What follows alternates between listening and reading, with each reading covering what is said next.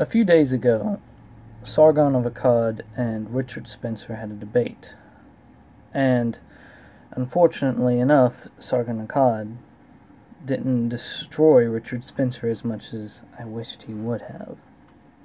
However, I am here to tell you all of the stupid things that Richard Spencer said. Now, it's a very long video. It's about four and a half hours long, I think. So, I've had to break this up into two parts. This is the first half of that video and of what Richard Spencer said. That, oh my God, it blew my mind how anyone can believe in this crazy BS. I'll try to keep my cursing down to a minimum in this video. Keep it family friendly. But I really hate that ideology. He starts out by talking about the starting point of ideas for conservatives and the alt-right. He says that the normal view of conservatives is individuality, liberty, and capitalism. He says this is a leftist idea. I say it's a darn good idea. I say that's a pretty good starting point. However, he doesn't think so. He says that the identitarian starting point of the alt-right is good. I would say it's one and the same with the social justice warriors.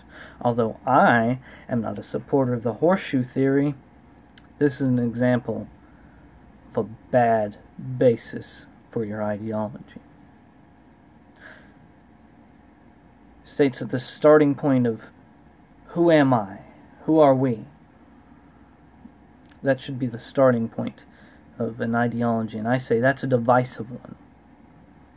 Because within every group, there's a subgroup, and within that subgroup, there's a sub-subgroup, and so on, and so on, and so on, until you get to a single person.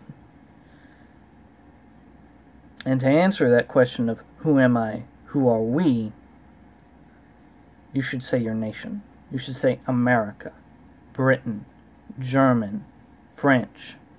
Identify yourself with the nation because it will include everyone inside that country. It will include all of the subgroups.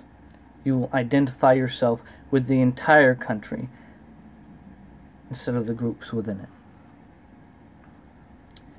He says that as an identitarian, the conservatives never asked this question. The reason they never asked this question is because they already knew where they were starting from. They knew they were Americans first. He then goes on to say that he thinks America is a European nation. And the fact that he thinks that America is a European nation shows he has no idea what it means to be an American. America is not European, and in fact, it is often described as the melting pot for the reason that it is the mixing of the best of all people, of all cultures, of all ideas. We broke away from Europe over 200 years ago.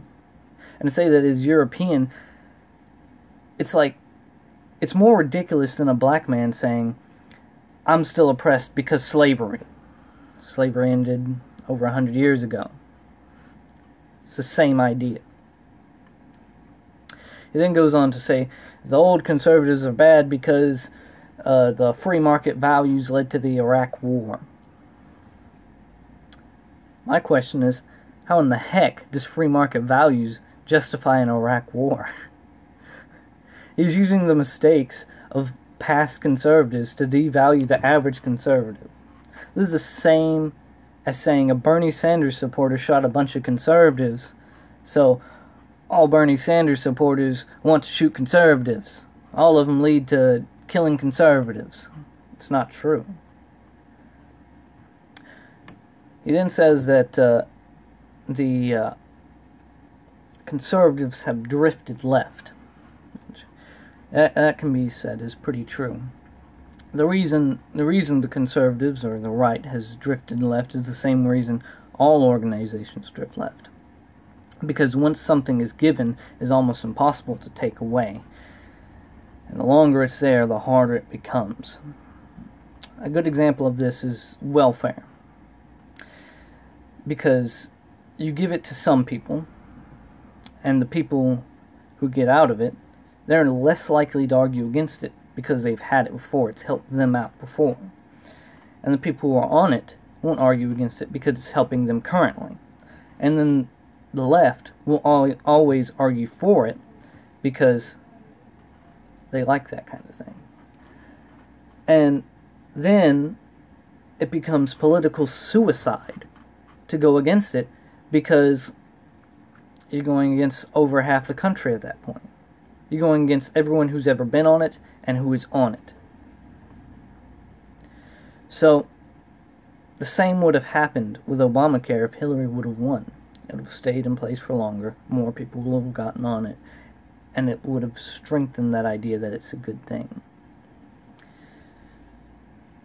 He goes on to say, conservatives need to conserve something. And if you're arguing that conservatives need to conserve something, the idea of freedom and liberty is a darn good one. If you ask me, a much better thing than the idea of an imaginary white people class, an imaginary people of white people, this ideal that white people are great. The only good point he makes is to conserve the nation. Well, America's still here, isn't it? He says that he makes the argument that America is weakening, and I can point you to the Obama administration for that one. He says the collective is based on race. Well, all humans are collectivists. When you break us down, we're a tribe group. We're individuals inside that tribe group. If you ever look around, you'll never see an individual outside of a tribe group. The important thing is to identify with the whole tribe, the whole group, the whole nation, not parts within it. If you ever ask a military leader, I will say the quickest way to destroy a country is to break them up into groups, to break them apart, because then they're easy to take over individually.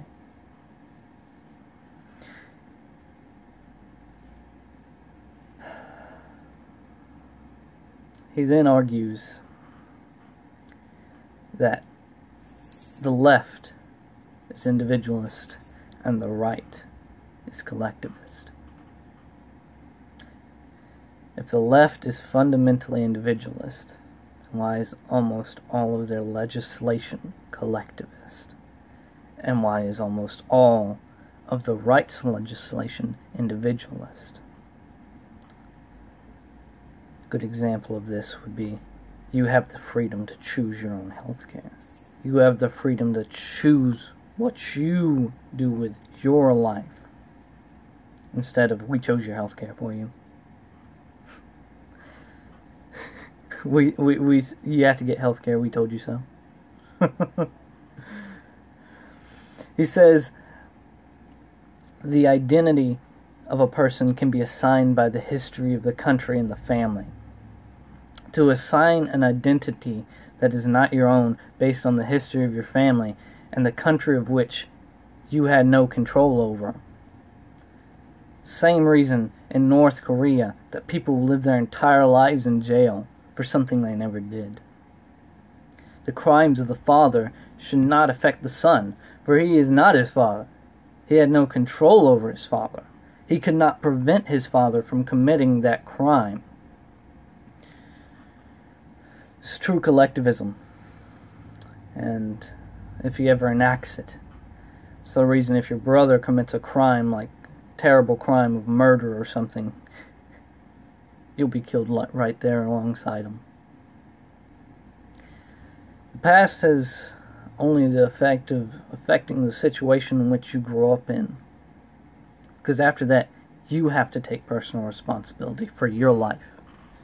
And to attribute your whole life to the past takes away this individuality, takes away this personal responsibility, takes away all of your freedom.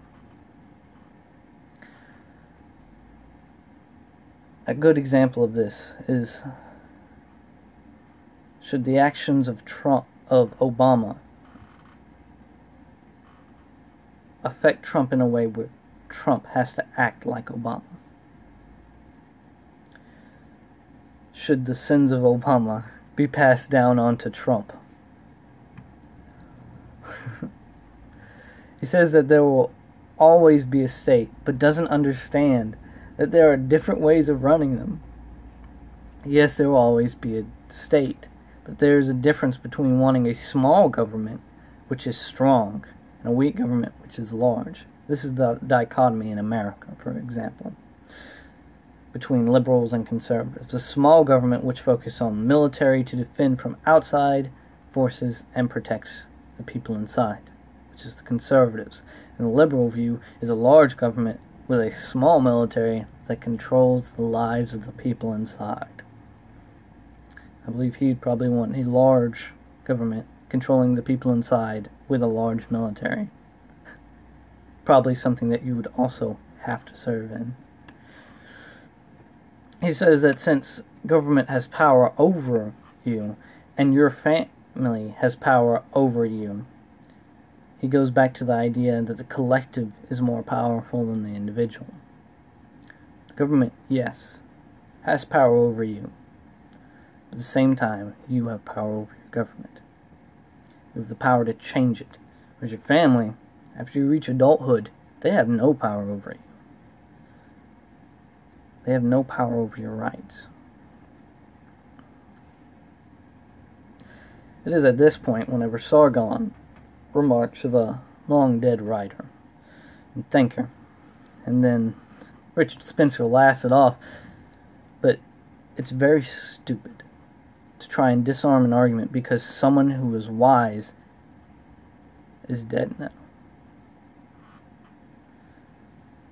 He states that the ethno-state would be a place where all of the ethnicity, all of those people can go to that country. Well, then you reach a problem. The state has infinite immigration from that race and that ethnicity. The state has a problem of infinite immigration. And it'll destroy the country. Because too much immigration will overload the system. Same idea as America right now saying, whoa, whoa, whoa, we got too much immigration, we need to slow it down. It's not because they're brown people. It's because there are just too many people. It then goes to the argument of you can tell a white person whenever you see one. I would argue that's wrong, and I'll get into more of that a little bit later. This is the first instance of him saying it, though, at this point. And he goes on to say that the United States Naturalization Act of March 26, 1790 provided the first rules to be followed by the United States in granting the national citizenship. This law limited naturalization to immigrants who were free white persons of good character. It feels so great, and why was it later changed years ago? And he states, the Immigration Act of 1924, during the Harding administration, which was a stopgap immigration measure passed by Congress in 1921 for the purpose of slowing the flood of immigrants entering the United States.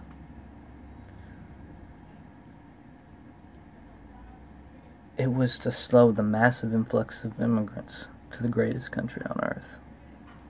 I hate to tell you that. It wasn't a white nationalist thing. It was a too much immigration thing. Then Jean, Frenchman I think he is, and Richard Spencer try to avoid the question of what happens when you're only half white. Even if you're not killed for being only half white, you'll probably be a second-class citizen. what happens if you're a third white, or a fourth white, or an eighth white in their white ethno-state. These people will be counted as second, third, fourth class citizens. It'll come down to the fact that you're only half white, so my argument's more important than yours. And they try to just, oh, well, I don't know what you're talking about. What do you mean you can't tell a white person whenever you see one? What are you talking about? Because he knows that if he states about a half white people, he'll be caught. And if you don't start saying that these people are second-class citizens, what's the point of the ethno-state? It will be no different than a government now. He just wants control over it. And if the leaders of the movement don't say, oh, well, since you're only 1/32 white, then you're still perfectly fine, the people inside the state will think that way. Because the populace thinks differently from the ruling people. They'll say, well, you're only this percent white, so therefore I'm ahead of you in this society of white people. You're only half white, so you're worthless to me because I'm whole white, or 3/4 white. This is truly, truly terrible. And then he states that the Paris Peace Accords was successful in redistributing the boundaries based on race and ethnicity, which is one of the dumbest statements I've ever heard, because it's typically said that the Paris Peace Accords of 1919 are one of the direct reasons for World War II.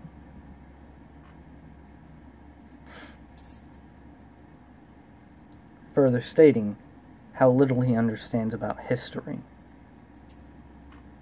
Or maybe he does understand that, he just doesn't want to say that, so that his argument sounds more valid. He says that America is dying. I can see back in the Obama administration where he might see the downfall of America. It was there of the great and mighty God Emperor Grumpf. He's going around telling other countries to bend over and take his dick up the ass. They're saying, yes, daddy, yes, because they know he's not Obama. They know he's for real.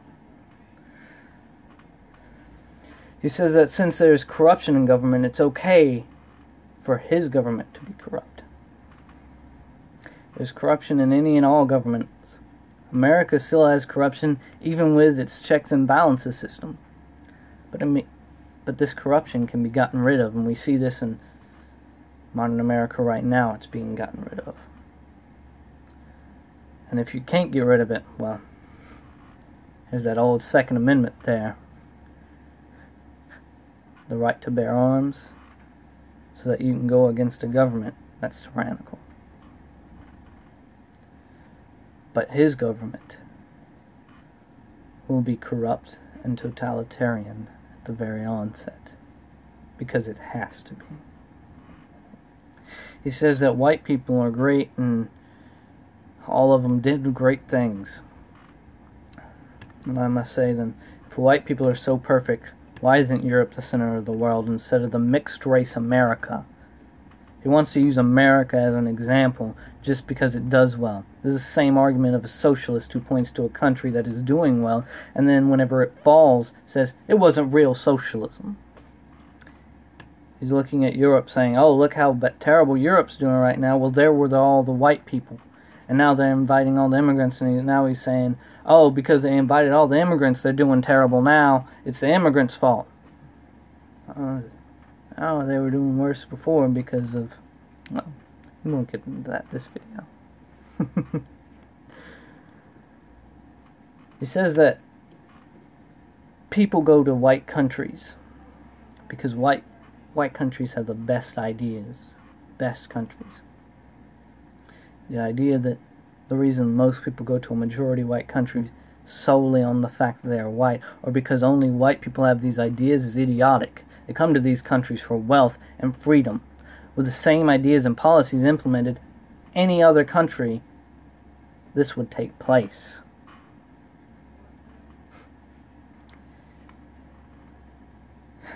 He also says that white people went to the moon. White people went to the moon, went to the stars. He says all this without realizing his own contradiction. White people didn't just go to the moon. America went to the moon. And a space race with an all-white Russia. Majority white. Very heavily majority white. I would almost say an ethno-state.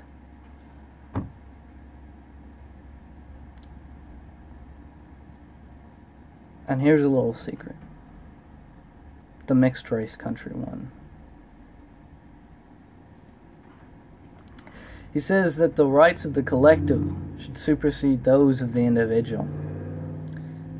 I say the rights of the collective should never supersede those of the individual, because in any case like this, you end up with a number of individuals dead for the rights of the collective. You should say, who has more rights, the individual or the collective? And in his ideology, the collective has more rights to just stomp over you. He argues that there is a class system in America. He says there are individuals born into wealth, so therefore there is a class system, without realizing that people in America fall in and out of wealth all the time. Just take it the Powerball, I think it is right now, over $500 million. Whoever wins that, well, they're up in that class system. Let's not point out the fact that after about 3 generations, you'll fall out of wealth. Because what typically happens is the second generation rich person says, oh, well, my daddy was rich, I ain't got to never work in my life. And what happens is third generation gets down there and says, well, where'd all the money go? Well, your daddy's spending on drugs and alcohol. There ain't none left. It's that class system for you. He's also unable to differentiate the ideas from the person. He's unable to realize that a stupid person can have a good idea and a smart person can have a bad idea, such as socialism with Karl Marx. He says that race is the foundation for identity. Race is the foundation for identity. How can a black and white man be best friends? Whenever I was in elementary school, going to an all-black school, how could I have black best friends?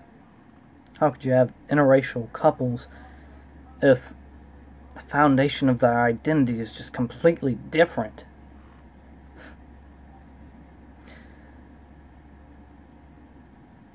He believes that if only he can get his white people together alone, that they will create a utopia, much unlike socialist doctrine. He's like a child holding on to his ideas. Anyone who says that your ideas are wrong, well, they're just an idiot. My ideas can't be wrong. It's you're stupid. You're wrong. Shows his own ignorance a lot. Like whenever he says the family is a white construct. He says that the nuclear family is a white construct. The mother, father, son, daughter. Not realizing that the only reason that was viable in any kind of sense was in America whenever they were at the richest point in time, whenever all other countries were not doing so great. Family isn't a white construct. It's a human construct. Because everywhere you go, they have families. He states that Jews have white skin, and you'll love this, but are not white. Which validates the question of who is white. based on his answer, are Germans white? Is a Russian white? Is a Frenchman white? Because with his own words, you can have white skin and not be white. And to go even further, every country in Europe has defined separate people and can tell you on the spot where they are from with different backgrounds and mentalities. So again, by his own argument, who is the most white is a valid question. He admits again that within Europe there are different ethnicities, further validating the idea of who is the most white, which is a question that will be asked in his country. Maybe not by him, but by someone else other than him. And they'll use that against other people.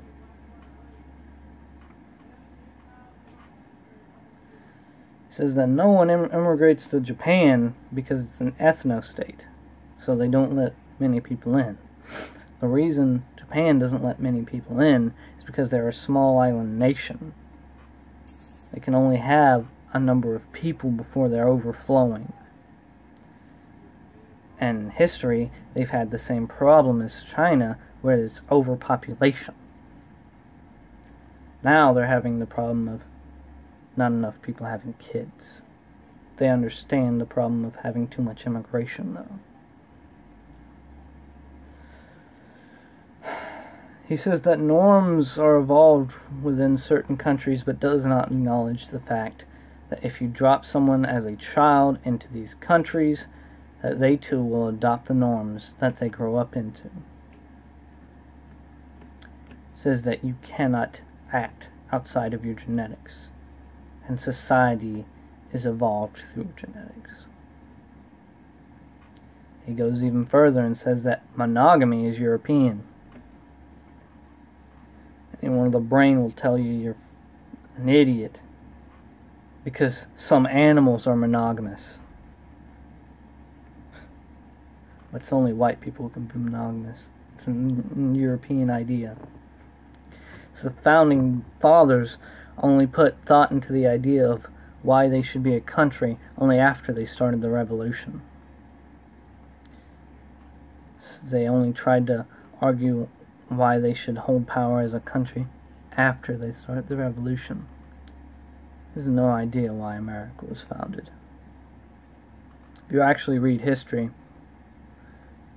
you'll know that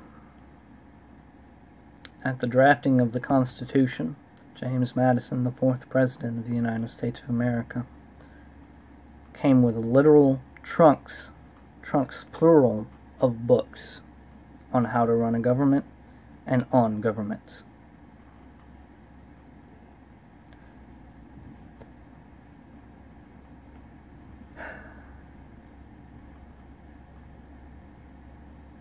He has no idea of how you can have groups within certain groups. And he shows this as he says that whenever he makes his ethno-state, he wants it in America.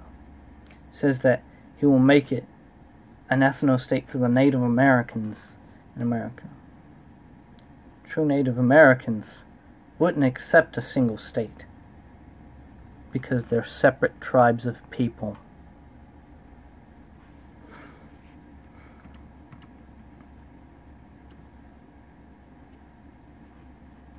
Richard Spencer is such a fool. There's another guy on there who came on at the very end of the half mark of the video. His name is Millennial Woes. That's his YouTube name. He states that a 95% white country is not an ethno-state. And to me, that's nuts. Him and Richard Spencer refuse to accept that whites and white culture is a separate thing. They both believe that whites and white culture are the same thing. But any white person in the ghetto will tell you, well, that's not true. Because a white person growing up in the ghetto tends to be ghetto. that's about all I have for this video right now. I'll link that discussion in the links below. I can't tell you how destructive Richard Spencer's ideology is. If you think you'll benefit from a white ethno-state, you won't. It'll lead to the deaths of millions.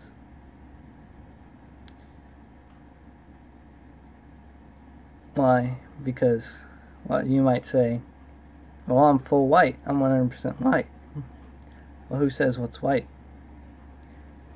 And the alt-right will say, well, you can just look at someone who's white and tell them they're white. But by their own admission, a Jew can be white, but it's not white.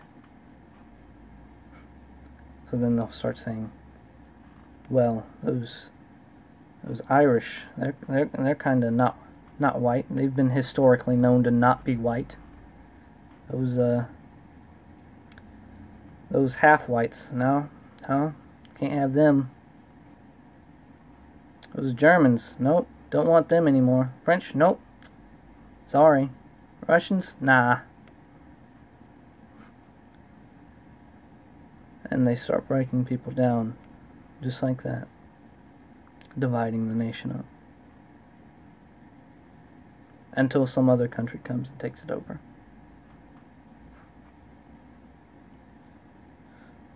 I'll try to have the rest of this discussion up by tomorrow. If you want to contact me, my email's in the description.